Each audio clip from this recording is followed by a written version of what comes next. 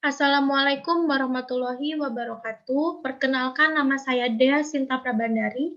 Pada kesempatan kali ini, saya akan mempresentasikan atau membahas terkait dengan proposal penelitian saya yang berjudul Analisis Faktor Pendukung dan Penghambat Pelaksanaan Smart Infrastruktur pada Moda Transportasi Massal Trans Jogja di Daerah Istimewa Yogyakarta.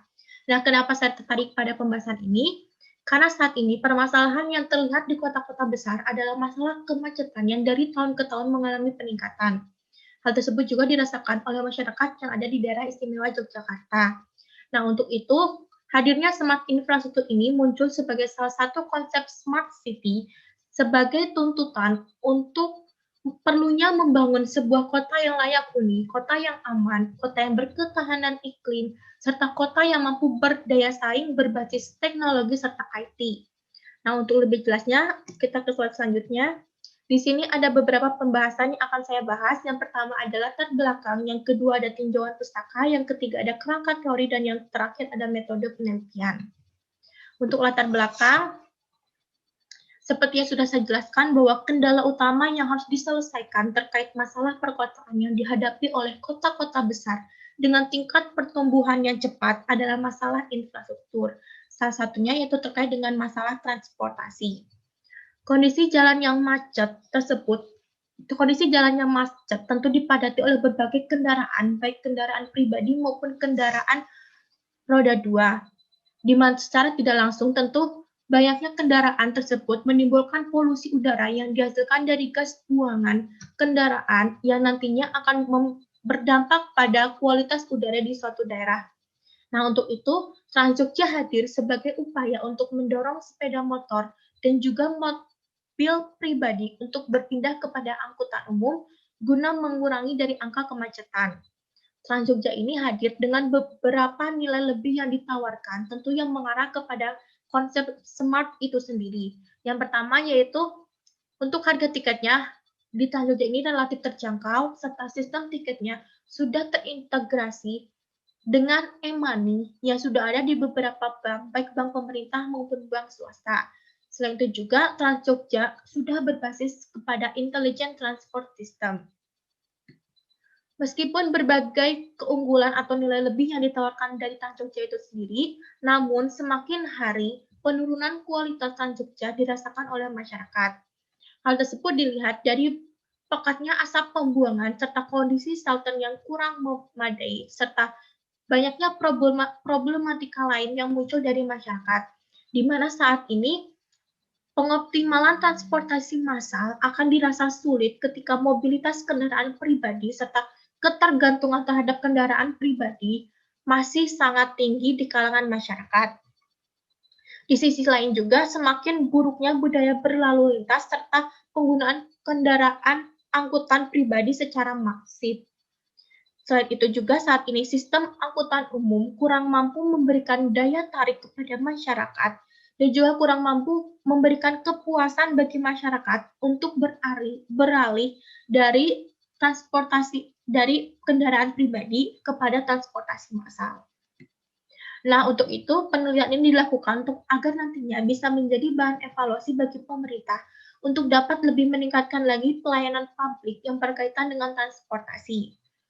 Mengingat peningkatan jumlah kendaraan yang tidak dibarengi dengan peningkatan infrastruktur tentu akan berdampak kepada masalah kemacetan di berbagai titik yang dilewati oleh pengguna kendaraan. Yang selanjutnya itu terkait dengan tinjauan pustaka. Di sini ada beberapa penelitian-penelitian terdahulu. Yang pertama itu berkaitan dengan konsep smart city. Yang kedua ada penelitian yang berkaitan dengan pengembangan smart infrastruktur. Yang ketiga ada penelitian yang berkaitan dengan transportasi massal perkotaan. Dan yang terakhir ada penelitian yang berkaitan dengan moda transportasi massal Trans Jogja. Nah, berbagai penelitian-penelitian terdahulu ini nantinya akan dijadikan referensi atau acuan bagi peneliti. Yang selanjutnya itu ada roadmap penelitian. Roadmap penelitian merupakan sebuah cara atau bagaimana cara yang dilakukan oleh peneliti untuk mencapai dari tujuan penelitian. Yang pertama tentu kita melihat dulu dari akar permasalahan yang ada. Yang seperti sudah saya paparkan bahwa kemacetan menjadi akar permasalahan dari penelitian ini. Selanjutnya kita melihat dari bagaimana upaya pemerintah untuk mengatasi kemacetan tersebut, yaitu dilihat dari penerapan smart infrastruktur pada Trans Jogja. Sehingga nantinya kita melihat apa saja faktor yang dapat mempengaruhi masyarakat untuk menggunakan kendaraan publik tersebut atau tidak.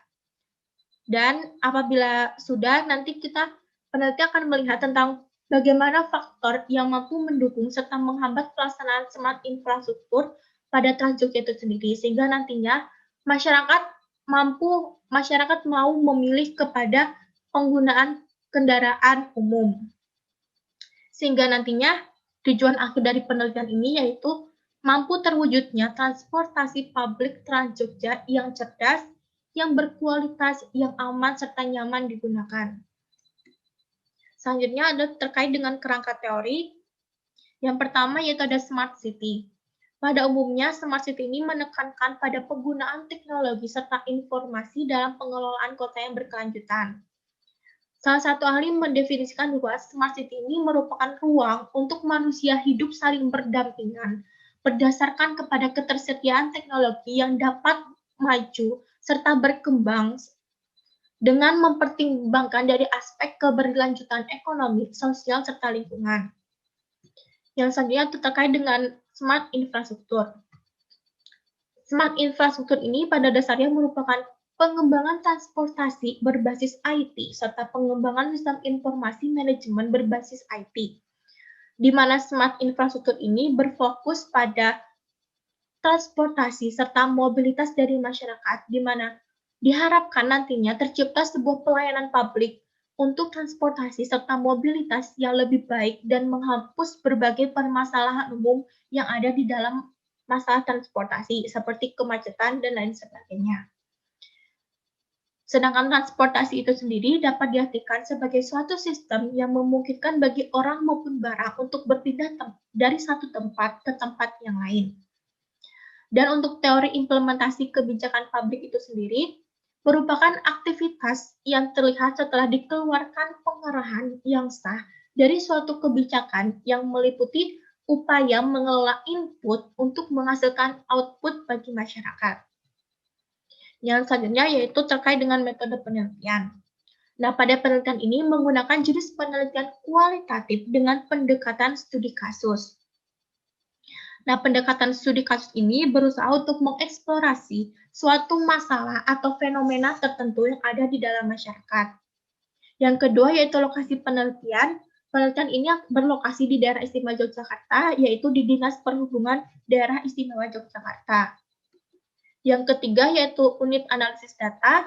Dalam penelitian ini yaitu Dinas Perhubungan Daerah Istimewa Yogyakarta yang mencakup pihak penyelenggara kebijakan yang berhubungan langsung dengan Trans Jogja. Yang keempat yaitu ada jenis data. Yang pertama yaitu data primer. Data primer ini merupakan data yang diperoleh secara langsung dari sumbernya melalui wawancara. Yang kedua yaitu ada data sekunder. Nah, data sekunder ini diambil dari dokumen maupun laporan-laporan yang berkaitan langsung dengan penelitian. Selanjutnya di sini untuk teknik pengumpulan data, peneliti menggunakan teknik wawancara dan studi dokumentasi.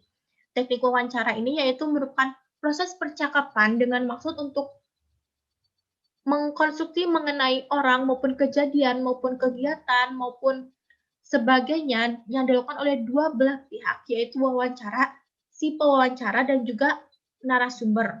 Yang kedua yaitu ada studi dokumentasi, yaitu bertujuan untuk mencari data mengenai hal-hal yang variabel berupa catatan, transkrip, buku, jurnal, maupun lain sebagainya. Dan yang keenam ada teknik analisis data. Yang pertama yaitu pengumpulan data, yang kedua ada reduksi data, yang ketiga ada penyajian data, dan yang terakhir yaitu penarikan kesimpulan. Ini merupakan bagian alur dari penelitian yang sudah dilakukan maupun yang akan dilakukan. Yang pertama tentu kita menentukan dulu topik dari penelitian, lalu apabila sudah mendapatkan, kita menulis dari mulai latar belakang hingga kepada definisi konseptual maupun operasional.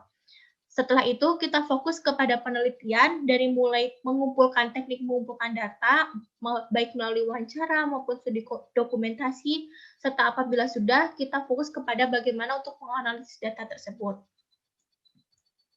Dan ini merupakan jadwal penelitian yang sudah dilakukan dan akan dilakukan dari mulai penyusunan proposal hingga seminar hasil penelitian dari mulai bulan November sampai dengan bulan Januari.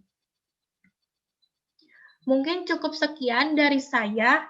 Kurang lebihnya mohon maaf. Wassalamualaikum warahmatullahi wabarakatuh.